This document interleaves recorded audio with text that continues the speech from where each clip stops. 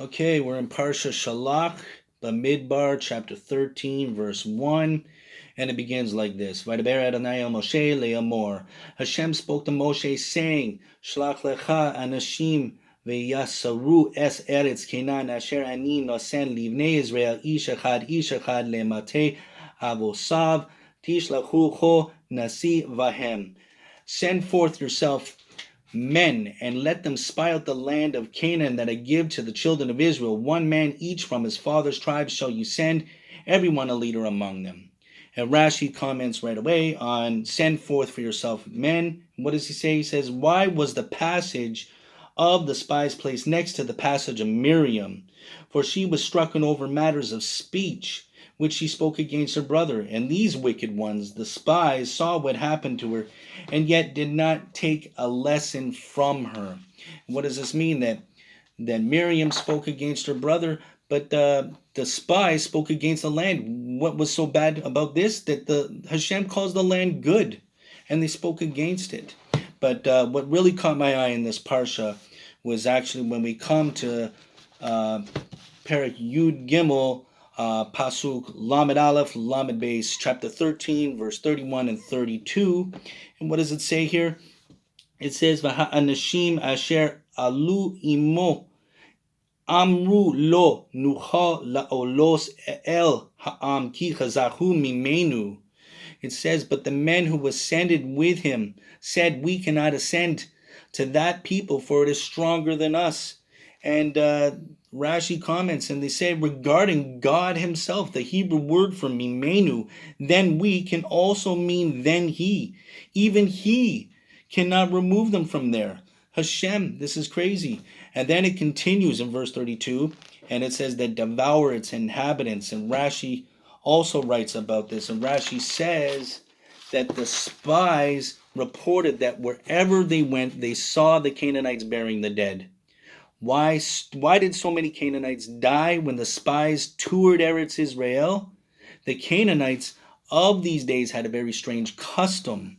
When an ordinary person died, they believed that since the prominent person was definitely going to heaven, he would take along all those who were buried at the same time. This is fascinating.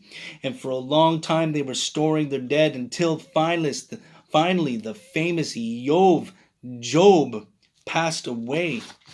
And Job was buried, and so they were busy burying throughout the entire land their loved ones, the deceased who have been in storage.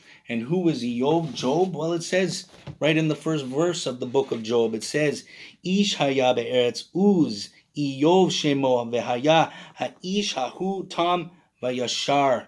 And it says there was a man in the land of Uz named Job, and that man was blameless and upright. Yashar, upright. This is where we get Israel, means upright with God. Yashar El.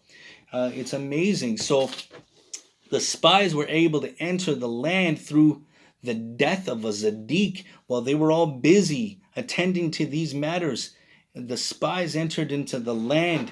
And what's interesting is also in chapter 13, verse 20, it says here, and Moshe is telling the spies, he says, and how is the land? Is it fertile or is it lean? Are there trees in it or not? Hayesh ba eitz. And Rashi comments on the word, are there trees in it? Eitz. See if there is among them a decent man who can protect them through his merit. And eitz is not plural. It doesn't mean trees. It's singular, which is hinting to a righteous individual. And I also mentioned Rashi in the beginning of the Parsha talking about Miriam.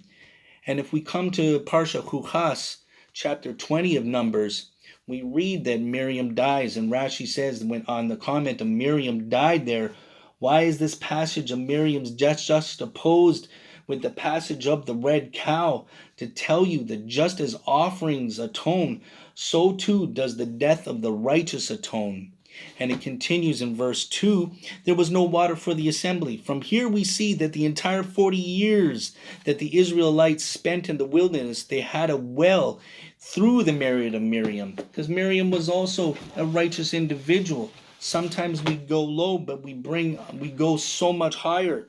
And I've just been studying Derek Hashem lately, reviewing the way of God through from the Ramchal, and he also comments on Zadik, and he starts off by saying, Chazal teach us all Israel are responsible for one another. As a result of this, each individual is bound to everyone else, and no man is counted separately. God's attribute of good is the stronger, however, and if the guilt for sin is shared by others, this must certainly be true of the merit associated with good deeds. As a result of this principle, suffering and pain may be imposed on a Zadik, a righteous person, as an atonement for his entire generation. We read about Job, and not only was his death, he was a righteous person, he went through such tremendous suffering in his lifetime. And Ramchal continues, this Zadik must then accept this suffering with love for the benefit of his generation, just as he accepts the suffering imposed upon him for his own sake. In doing so, he benefits by his generation by atoning for it, and at the same time is himself elevated to a very great degree. For a Zadik such as this is made into one of the leaders in the community of the future world, as discussed earlier. Such suffering also includes cases where a Zadik suffers because his entire generation deserves great punishments bordering on annihilation. In the last Parsha, we even see Moshe says, kill me now. He was ready to die for Eretz Israel, but is spared, Ramchal says, but is spared via the Zadik suffering in atoning for his generation through his suffering. This Zadik saves these people in this world and also greatly benefits them in the world to come. And Ramchal continues, in addition, there's a special higher type of suffering that comes to a Zadik who is even greater and more highly perfected than the ones discussed above. This suffering comes to provide the help necessary to bring about the chain of events leading to the ultimate perfection of mankind as a whole. Mind-blowing. I thought this was fascinating, how we learn about the giants burying their dead in the Parsha. I never heard this before. I read it briefly about it last year, but just reading about this is amazing. And I just want to thank all those who support me, who watch my videos and subscribe and like my videos. Please share them.